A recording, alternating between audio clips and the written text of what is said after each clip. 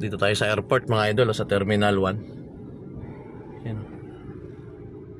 Yung may nag-wild dito nakaraan na Everest, di ba? Yung dalawa yung patay, yung bata. Ngayon binago na nila yung parking mga idol. Dati kasi nakaharap doon yung sasakyan pag ganyan.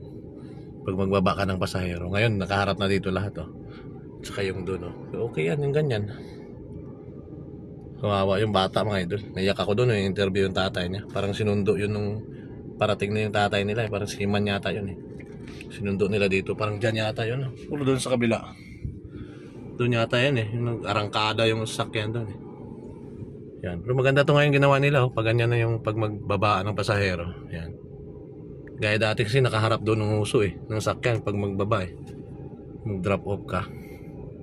Ito maganda to. Dito lang mga idol. Uwi na tayo.